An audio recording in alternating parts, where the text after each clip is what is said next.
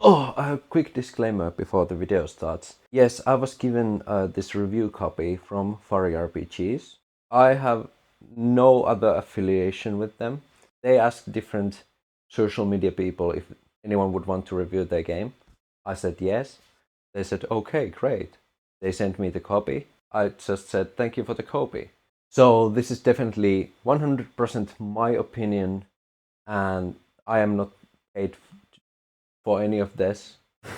So, enjoy this video of Songs and Sagas, this overview and play demonstration.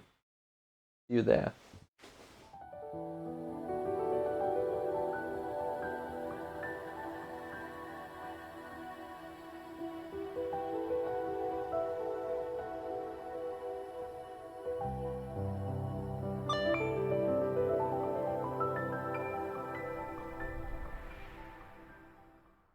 Moro moro and welcome back to Culinary Role-Playing. And today we are doing something new. Today we are going to have our first indie RPG showcase. Here in front of me I have new upcoming indie group and solo OSR inspired tabletop RPG from René Pierre Dechaillet-Gélinas from Fari RPGS. I thought that we could introduce ourselves into the game together. We can read the rules, let's create a character and have this kind of one-shot solo adventure together. And after the adventure I could give some comments about the system. First of all, huge shout out to RP and to Fari RPGs because I have now read the rules once and I did one mock adventure by myself, and even after the first game I had like bunch of questions and bunch of different notes and ideas of the system. And honestly I sent 3 pages to RP and I was like, can you comment on this? These are probably the things I'm going to discuss in the video. And RP was so nice to come back with the answers that I can now partially share with you guys today. So huge shout out to Fari RPGs.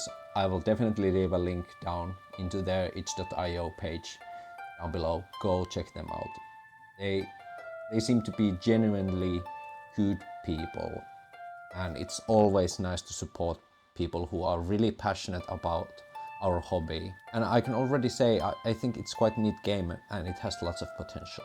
But before we go into the system, I think one comment is really important to share with you right away, because it really sets the tone and describes the idea of what this system wants to be. One of the big themes in Fari RPGs is accessibility. And then I asked RP what is meant by accessibility in their standards. And this is a direct quote that I got. In my games, I try to keep my games accessible in many ways. First, I strive to make the text readable with proper fonts, spacing and colors. I try to stay away from textured background and instead try to keep things as close as black text on white background as much as possible. They're relying on prettier layout and good art to add back to the game. On top of this, I generally try to make the rules as easy to understand as possible. I do this by assuming players don't always know about TTRPGs, by making sure that mechanics are listed in a proper order, by repeating the text to help the rules be remembered more easily, by providing examples of play, by using mechanics that are similar in themes so that they can more easily be inferred. And also they want to make their games as affordable as possible to everybody, so there is no barrier to entry, which I personally really love and enjoy. That's why I have made a video about free RPGs in this channel as well. A big theme of trying to create an RPG that is easy to get into as a completely new player. And I think that is really important aspect that we will keep in mind while we are reading the rules. So let's get into the mental space of being a completely new to TTRPGs. And let's read through the rules and see how it teaches us to play the game. And then we shall play the game. This will be difficult for me because I already have so much information, so it is basically impossible to me to actually get into this headspace, but we can try our best. So this is probably the setting of the game. The bitter north, we were cast out. Our brethren struck our names from memory. Guided by gods and spirits, we stand firm in our conviction. Alone, we are called to venture beyond the mist, to chart the land, cleanse the shadows. Along the way, we pay our respects to ancestors and deities. And one day, all shall hear the echoes of our destinies fulfilled as they ring out in songs and sagas. Very heavy, mythic, Viking, Nordic setting. I can vibe with that, definitely. Preparing the game. To play, you will need a standard deck of playing cards. When you reveal a card, discard it, shuffle the cards back when the deck is empty. Okay, and that is important to know.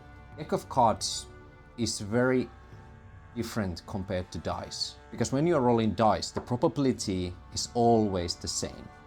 You always have the certain probabilities to get a certain number. But what this game tells us right now, that we are discarding cards when we are looking at them, and we are playing the cards that are left. This means the probability is constantly fluctuating. So when I get a positive result, it is more likely that I will get a negative result. And also there can be a situation where all the positive cards have already been used, and then we have like 10 cards left, and we know for certain that they are only bad cards. So right off the bat, it starts to create this kind of idea of fate and predetermined obstacles, and as a player you can guide these characters with kind of like hunches of destiny that you can already like start to feel when there are like times that you know that the dark times and desperate times are coming, basically. So it's very interesting. It creates a very different kind of vibe already just by using a deck of cards. We are also using a full set of polyhedral dice, and here I have my dice as well. Printed copies of this pamphlet and one map sheet. I have all of them here. 2 to 5 friends, with one of them acting as game moderator GM. This game also says that it can be played solo. It comes later. A couple of hours per session. Very simple. Already it tells me what I should have in order to prepare for this game. Very good so far. GM guidelines. Guide the story. Telegraph danger. Show the world as it is. Check in with the players. Pause or rewind if needed. Be a fan of the characters. Trust the fiction. Provide problems, not solutions. Ask questions. Use the answers. Split problems in multiple saves. Okay, this is actually a guideline that gives me already a mechanical aspect that what I should be doing. If I'm reading this for the first time, and this is the first part that I'm reading, so there is now saves. So saves is something that I have to now figure out. Improvise rules if needed. And then player guidelines. Listen and pay attention. Narrate your actions. Aligned on things as a group. Share the spotlight. Engage with the fiction. Fill the world with your ideas. Find creative solutions. Embrace risks. Rise up from failure. Don't hoard cards or else. And that is, again, that is a mechanical advice. It is saying don't hoard cards. So it is telling us now that if we keep the cards, something bad will happen. And play to find out. And these are now questions that the game should answer us in the future. Here we can already have some idea, and I really love it that games start with the character sheet, because there is so much information that can be conveyed through the character sheet. So I think it's really important and well placed when the character sheet is in the beginning of the rule system. Our characters consists of our details. We have name, pronouns, vanori. Okay, what is vanori? I need to figure out what is vanori. Attributes: strength, willpower, dexterity, and heart. Right now, as a new player, these won't necessarily mean anything to me. Resilience doesn't mean anything to me. Armor, that I can relate to, that I can know what is armor, so I can have some kind of defense. Inventory, I added numbers in here because it was quite difficult to like say how many inventory spaces there was, so I just added some numbers in. Experience, okay, so are these like points? Now I have these points here, but it seems like I can have experience of some sort as well. And notes. But just by watching here, we already have we have 3 questions at least. What is Vanori? What are attributes? And what is resilience, basically? And now let's jump into the next page, the game. In this game, you perform tests and saves. And here we have the saves that was mentioned in the first page. And now we can see, oh, okay, it's on here right away. So there we can figure out what the saves mean, which is really nice, okay? In this game, you perform tests and saves when there is uncertainty in the fiction. You add cards to your hand when your saves succeed. Burn them to gain momentum. Okay, so we add cards to our hand when we succeed in saves. Burn them to gain momentum. Okay, now we know that we can have cards in our hands and we can use them we can burn them, so basically probably discard them, and we can gain momentum, whatever that means. And most importantly, continually try to collaborate in moving the story in interesting directions. Create your character. Flip this pamphlet to reveal its cover. Okay, the game suggesting that we would do that right now, so let's do that first. Your character. To create a character, go through the following steps. Here we go. Your attributes. Your attributes are the main way to interact with the world. Your character has 4 attributes. With your strength, you may crush, lift, strike, and grapple. With your dexterity, you may dash, aim, sneak, and handle. With your willpower, you may perceive, solve, analyze, and focus. With your heart, persuade, command, charm, and honor. To determine your starting modifiers, reveal a card from each attribute. So now we already need our deck. So the game starts basically now. Here, the deck has been shuffled. To determine your starting modifiers, reveal a card for each attribute. Okay, let's start with the strength over here. Let's see what we get. Diamonds. And diamonds means we get +1. It's fun. It's very fun. We get +1 into our strength. Next, we will take a card for our dexterity. That is spade, so -1. Next, we take for our willpower. That is clubs, so 0. And finally, for the heart, that is diamonds again, so +1. So we got everything else but not even 1 heart. And here, if you are unsatisfied with your attributes, you may try to get a better result by revealing another card, but must accept the new result. This can only be done twice. Well, I might as well try to better our dexterity because I can't pick a worst card for dexterity right now. So let's take a new one to dexterity. That is diamond, which means it rises into +1. I think I will just accept these results and I will not rely on the final draw. Very, very average character, which is good. We are very average. Step number 2, your guardian spirit. You are guarded by Vanori. And here we now know what is Vanori. A spirit of the wild and messenger of the gods. The Vanori you choose increases certain attributes, sets your initial max resilience, and gives you a special ability. Additionally, you may take physical appearance of your Vanori for a short while, gaining new liberties in the fiction. So now the fiction word is used quite often, because the fiction can mean quite many things. So let's see if that is explained in some instance. Burn a card from your hand to transform into your Vanori. So we can use cards to transform as well. Leverage your new form to seek advantages. So now we have again new game mechanic. Choose, roll or invent a Vanori. We'll roll for it, sure. 6. 4. Our guardian spirit is elk. I love it. Increase your heart by 2 and strength by 1. Your max resilience is D10 plus 3. So now as a veteran RPG player, I of course know, okay, so resilience is your HP. But necessarily, if you have never played even like video games before, you might still not know what resilience is. But okay, our resilience is D10 plus 3.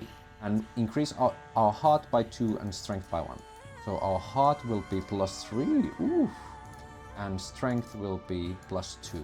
When you burn a card to aid an ally, you give a plus 3 to their score instead of normal plus 2. Okay, here we have our ability for now. And we can now roll our resilience, which is D10 plus 3. That is 1. So we have 4. A strong, very strong 4. You may reroll your max resilience and try to get a better result. You must accept the new result. Well, we rolled a 4. We rolled a 1, so might as well try to roll again. That is 5. It's a little bit better. So that is double our resilience, which is quite good. I'll accept it. Thank you. Your armor and weapon. Your armor allows you to resist damage during combat. Okay. You start with D4 armor. Your weapons provide convenient ways to perform attacks on enemies. You start with the D6 weapon of your choice in your inventory. Sword, an axe, a bow, a spear, a pair of knives, stuff. So it can be anything, but it's a D6 weapon. Okay, let's go on this full-on Viking vibe, and let's say we have a hand axe. Hand axe of D6. And I guess that is probably the damage. And in armor, the D4 is the defense of the armor. Experience. When a save results in setback, you get to mark XP. Okay, so when saves become setbacks, then we mark XP. You get to mark XP, in which case you will fill 1 box of your XP track. When your XP track is filled, you receive a blessing from your Vanori. Clear your XP track and do the following. For each attribute, reveal a card.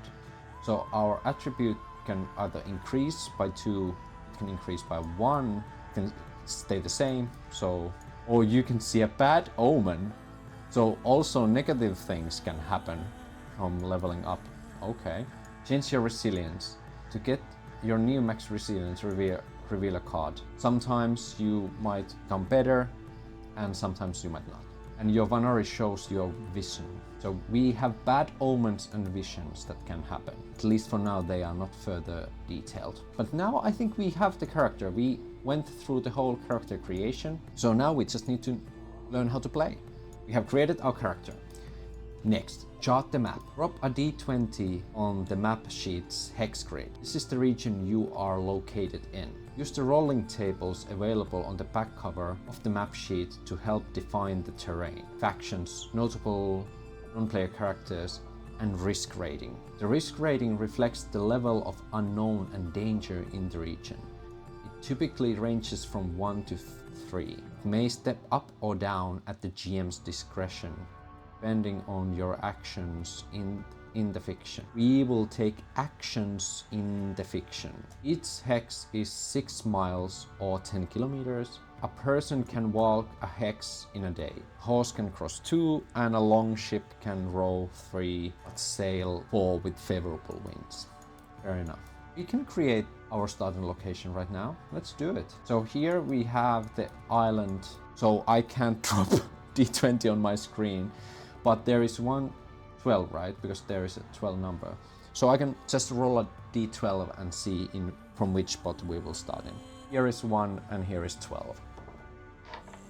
12, okay, convenient enough. Beyond the mists lies dangerous locales, hidden mysteries, and hopefully a place to call home. At the start of the game, and each time you enter a new hex on the map, define as a group what this region looks like. Use your imagination or jumpstart it with the rolling tables available here. Write down its details. Finally, reveal a card from the deck and interpret the results to set the initial risk rating of the region.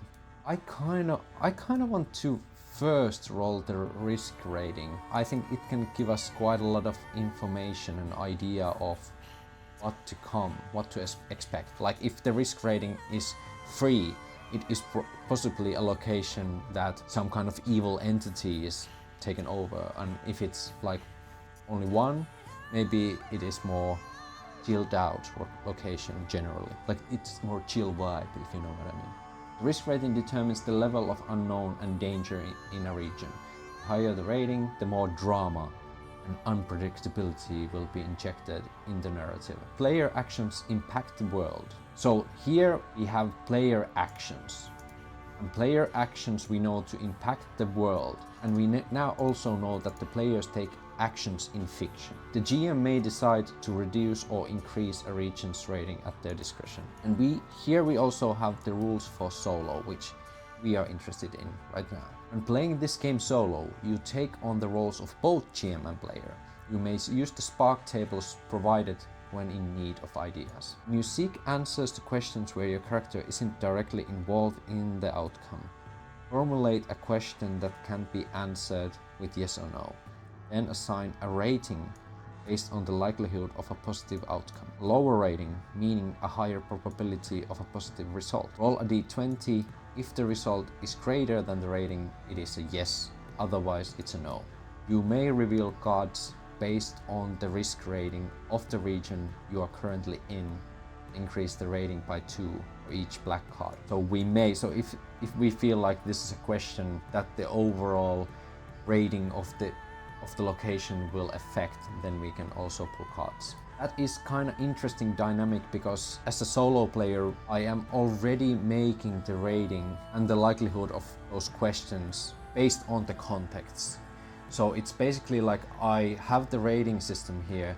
I am making my decision for the rating as a context, and then I would add additionally location's rating. So there is this interesting, I'm basically doing twice the same thing, you know? So this would mean that I would need to think about the things in more general sense. Would it be yes or no? And then the location's dangerousness affects that result. Okay, let's try that. I will turn my brain to think that. That is really high concept of thinking, especially if you go into solo play for the first time. So this is already kind of very high concept thinking that you have to be doing. You have to be really comfortable in using an oracle already. But that probably is why it says you may. But usually if it's not in a black box that says optional and there is you may, probably players start to do it already. So now here we have a bunch of different tables. We have theme, we have name, we have adjective, we have terrain, personality, threat. Let's start with the card and the risk rating of the location, so it's much more easier to really start to think about what can be in that location. So we get clubs, and clubs is threat level of 3 plus an impending threat. Our first location's threat level is 3. There is some kind of impending threat. Something is going to happen within the fiction in the future. So let's first ask a general terrain and point of interest. Black is terrain and the yellow is the point of interest. So 7 and 2, isles. And this was one big island overall. So I would say this is probably like, I will use my amazing art skills to just give us out like the overall layout of the location. I would think that this is like the main island starting from here, and then there are like these bigger islands that surround the coastline of the bigger island, like here.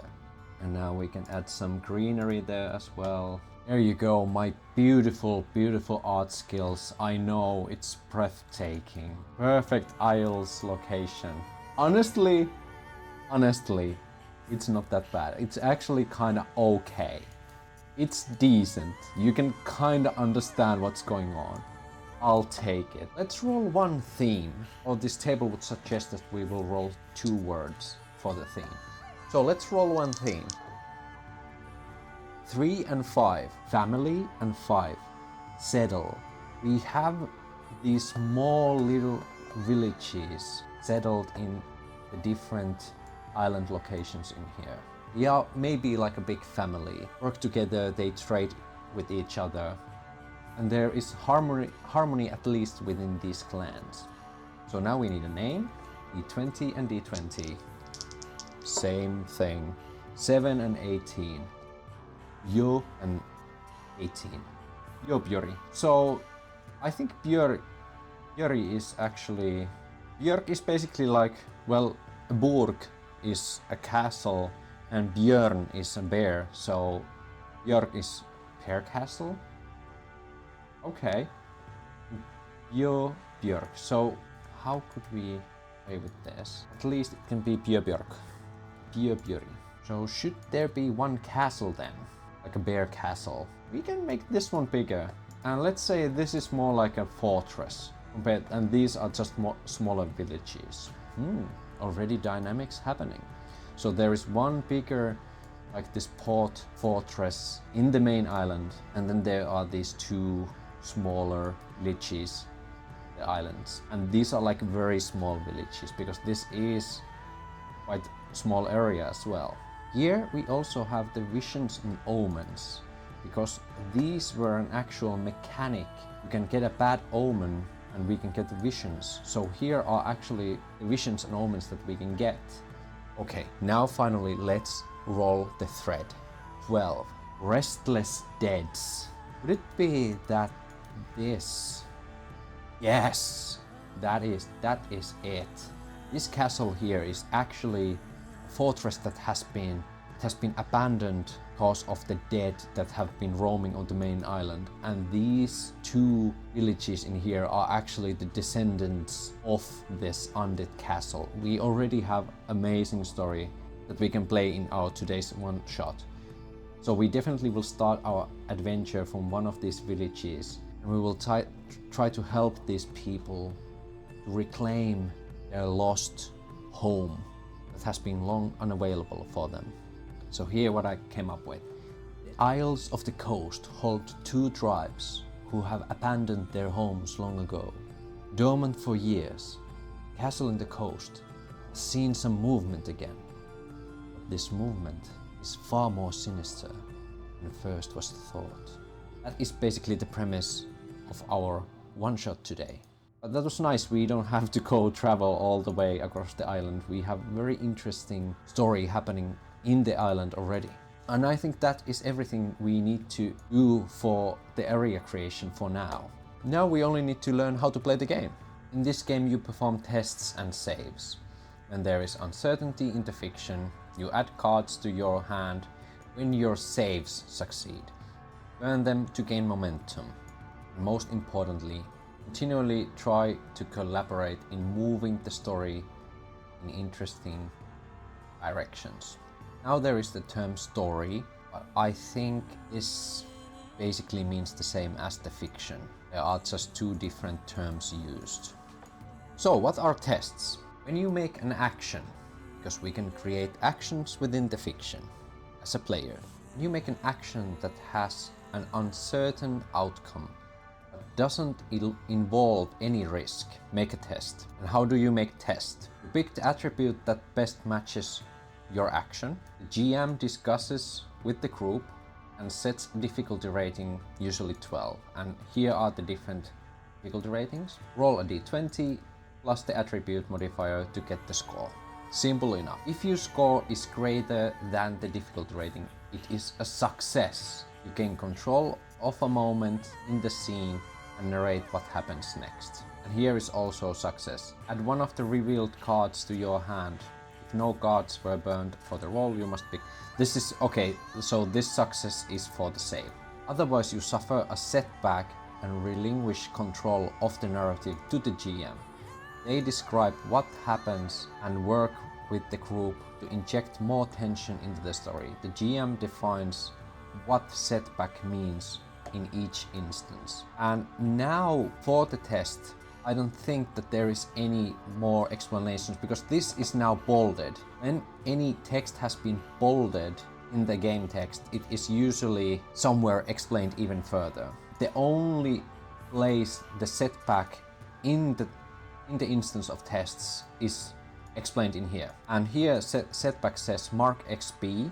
The GM may also introduce new consequences: narrative mishap, loss of resilience, damaged armor or weapon, a new condition. But we know now, because we have read the player rules, that you only get experience when a save results a setback. So what are saves? When performing a risky action, make a save, perform a test as normal, but after the GM has assigned a difficulty rating, they reveal a number of cards matching the risk rating of the region. For each black card, the difficulty rating is increased by 2. So black cards are negative cards when you are trying to perform a save. Success: add one of the revealed cards to your hand. If no cards were burned for the roll, you must pick a red card over a black card. So what this mechanic means, the game wants you to use those cards, and how game is trying to do that is by making sure that when you take the cards, you will pick the red cards, and therefore when you pick the red cards, the deck will be more black cards. Because of course you have the option, if there was like multiple cards and there would be a black card, you would always take the black cards and make the deck more easier for you. But this forces the deck to be more difficult if you hoard the cards for yourself. So this is when the system says don't hoard the cards or else. So now this mechanic has been explained, and we also now know split problems in multiple saves. So difficult problems should be done in many different instances, and we should use saves for those. So difference between tests and save according to these rules now is that with tests you don't pull cards, so you won't get cards, and you won't get any experience out of it. That is the difference between these two. So in my mind, how I would read the rules now is that we will still suffer a setback when performing tests. And setback, without thinking about the XP, GM may introduce new consequences: narrative mishap, loss of resilience, damaged armor or weapon, a new condition. But here it also says that tests should only be made when there is no risk involved. So I think probably the game is trying to say when the stakes are low and the setback would be something that doesn't create consequences, and you only suffer consequences when you are making saves.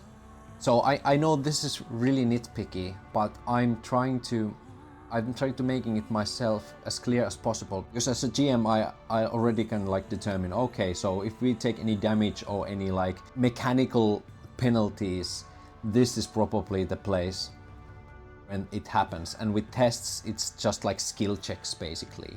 So if there's any chance of like getting hurt or something like that, I would use saves. But because the name is the same, and as a new player I would probably try, and this is bolded, so that means that the information is somewhere. The information is right there. So I would, as a new player, probably at the test points see this. Then I would mark XP, but then I would see it, okay, so only saves give me XP. So then I only introduce the consequences. So I would probably try to lose armor or take conditions or something like that. Could be clearer if this setback would be a different thing. I would maybe create a different names for these two to like make it clear for the players and for the new players that there are different kinds of rules for these two things. Okay, then we have rules for inventory. When you come into possession of an item or weapon, write it down in an inventory slot. So that's why I put the numbers here, because for me it wasn't like completely clear how many slots we have. I think we have 6 item slots, and then we have maybe armor slot, because here is 1 slot as well. So overall you can have 6 items. Weapons are assigned a die rating D4 to D12, used during an attack. Weapons may become damaged at the GM's discretion. When damaged, the weapon die is stepped down. Okay, that is simple enough. Burning gods. Okay, now we get into the idea of like using the gods. Any point you may burn a card from your hand to call the gods. +2 to your score. Okay. Aid an ally. +2 to an ally score. But because we have the elk as our guardian spirit, we can add +3. Turn the table. Turn a setback into a success. But as a result, the GM introduces new consequences in the scene. So that means that, okay, we don't get XP, we succeed, get the gods for ourselves, but we will anyway take the consequence. But what success mean in this game? You gain control of a moment in the scene and narrate what happens next. So this is basically, player can decide what happens, but the GM can be like, yes, but. Come prepared. Add an item to your inventory as if it had always been there. This may allow for an advantage in certain conditions, but the GM has the final say. So the advantage and disadvantage is really simple for us who know what that means. If the fiction helps and hinders a test or a save, the GM may grant advantage or disadvantage. With advantage, roll 2d20 and keep the highest die. With disadvantage, roll the d20 and keep the lowest die. Very simple, very clear. And finally, we get into resilience and conditions. Your resilience is the amount of physical and mental stress you can endure. If reduced to 0, you are taken out and must make a save with the most fitting attribute. On a setback, you are incapacitated and risk certain death unless an ally helps you out. If your wounds are tended, work with the GM to gain a new condition. Conditions are negative aspects attached to your character. Each condition takes 1 inventory slot. To clear a condition, you need a full rest or wait until it becomes irrelevant.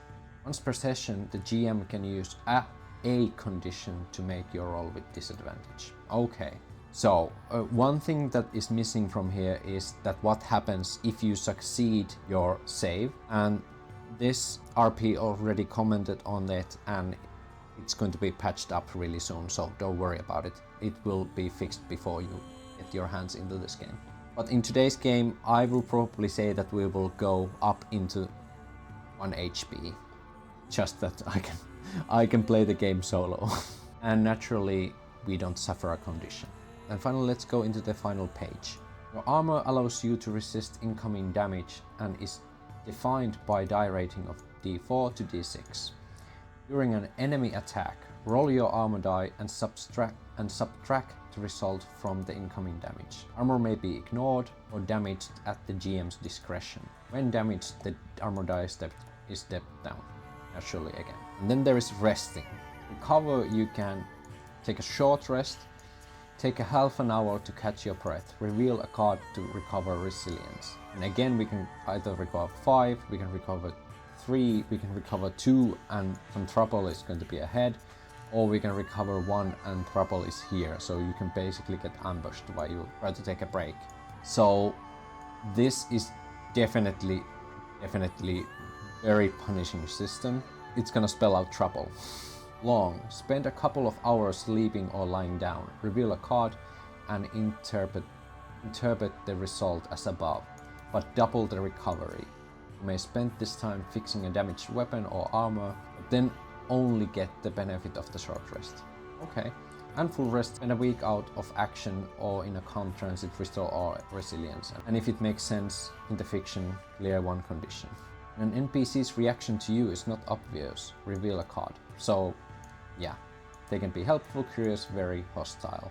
And then we go into the combat. Initiative. To decide who goes first in combat, reveal a card. So either red or black, either you go first or the enemies go first. The group order stays the same until the combat is over. Individual order is not tracked. Go with what makes the most sense, or who's most excited to play next. Combat ends when all player characters or enemies run out of resilience, or if one side decides to withdraw. See enemy morale. Enemies are made of resilience, so HP, armor and weapons, which work exactly like yours. You can build your own enemies or convert some from existing OSRP series.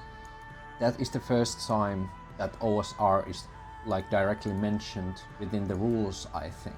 And I know that the rules are very tight, especially if this game is meant for new players. It would be really nice to have maybe one example of like weak enemy, one middle ground enemy and one strong enemy. That's the enemies. And then during your turn, during a combat turn, you may make a save to attempt to gain an advantage in the fiction or to perform an attack. Here, attack, weapon. When attacking with a weapon, the weapon's die rating will serve as damage die. Feat. In trying to harm an enemy through other means, the GM assigns a damage die to your action. Okay. So we basically have our weapon attacks and improvised attacks in a sense. In both cases, make a save, including card or XP. Okay, so it is a save to determine if the damage die changes. Success means use the damage die as is or step up if rolled a d20, so you can crit. Setback, step down the damage die once. So even if you miss, you will deal damage, which is really nice. It's really good. Or you can have an attempt to deal damage. Or step it down twice if you rolled 1. I would assume that d4 is the lowest and it can't go lower than d4. Roll the damage die to deal that much damage to your target's resilience, minus their armor die. Armor die roll. Damage die always ranges from d4 to d12. There you go. I went ahead of myself. If your save results in a setback, GM may impose a consequence in addition to or in place of the step down damage die. Okay, that is interesting. During enemy's turn, enemies attack during their turn, you must defend with a save. Success, you avoid the attack and gain advantage if you roll the d20. Success, you avoid the attack and gain advantage if you roll 20. Setback, you get hit, the GM uses the enemy's damage die stepped up if you roll 1. Okay. As a player, you can miss the damage completely. The GM rolls the damage die and deals that much damage to your resilience minus your armor die roll. If your save results a setback, the GM may impose a consequence in addition to or in place of the damage dealt to you. Mobs of enemies may be grouped together as a single entity. That is good to know as well. And enemy morale, it's just picking up a card again. And that is all there is about the rules. Maybe like 3 basic monster examples would be really nice to, especially for the new players, to really give out like some average idea of what kind of mobs you will attack. And also I think there is just the point of making a save. So that means the rating of how easy it is for you to hit the creatures can change basically. Again, then it comes to this double idea of you have your rating that can change, and then you have the domain's rating, and you pick the cards that can also fluctuate the number. And especially in this kind of combat scenario, I think it would be preferable that the rating would only be 12, that it is always the same, try to hit the target, because in addition to the rating, to the cards, we also have advantage and disadvantage. So we have basically 3 levels of probability fluctuation that can happen in each turn. And that is quite a lot of change. So if I would to take this game and modify it, I would either just make that every attack roll needs to get to the normal rating, because then you also have the region's difficulty rating, and then you also have the possibility to have an advantage or disadvantage in the situation. Or the other idea is that the creatures have rating, which is basically like their AC, because this is an OSR spin-off. So you would have your rating, your resilience, and then weapon and defense as well. And those would be the 4 core stats of the creature. Because the rating is basically also the overall combat ability of that creature. So like a basic untrained guard would have like rating of 10. So you have to save and fight against that rating all of the time. And then you have the domain things. And then you would have like a veteran warrior that has a rating of 14, so you have to beat 14 all of the time. You have to defend yourself against rating of 14. And then again you can have the fluctuations with the cards, and also you can create situations where you get an advantage and it's easier. So yeah, definitely I would just add a rating into the enemies as well. And I think for new players that would make more sense, that it's easier just to think, okay, so this is rating N creature, so it is easier to create the fiction and the combat when some things are much more permanent, if it makes any sense. But okay, those are my first thoughts, and we read all the rules that the game has. I think let's just jump right in. Let's just take a deep dive and try the system out and see how it actually plays.